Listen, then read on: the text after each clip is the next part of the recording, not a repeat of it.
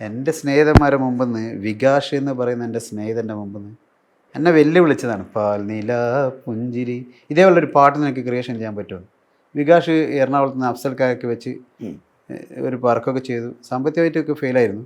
അപ്പോൾ എൻ്റെ അടുത്ത് എൻ്റെ സ്നേഹിതൻ കൂടിയാണ് വടകര, നമ്മുടെ സൗണ്ട് എഞ്ചിനീയർ ചഞ്ചലിൻ്റെ ജ്യേഷ്ഠനാണ്, റിയാനിലൊക്കെ ഉണ്ടായിരുന്ന ചഞ്ചൽ, ആ ചഞ്ചൽ ബായുടെ ജ്യേഷ്ഠനാണ് വികാഷ്.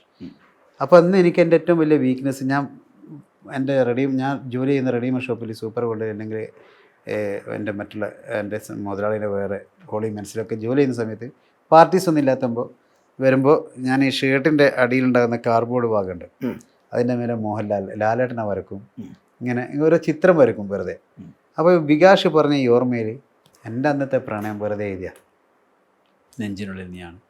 ബിക്ക് പറയുകയുണ്ടായി, ആ ഒരു നെഞ്ചിനുള്ളിൽ നീയാണ് എഴുതാൻ കാരണം ഒരു വെല്ലുവിളിയാന്ന് പറയുകയുണ്ടായി. ആ ഒരു മൊമെന്റ് എന്തുവായിരുന്നു? വെല്ലുവിളി എന്നല്ല, എൻ്റെ പട്ടിണി, എൻ്റെ ദാരിദ്ര്യം.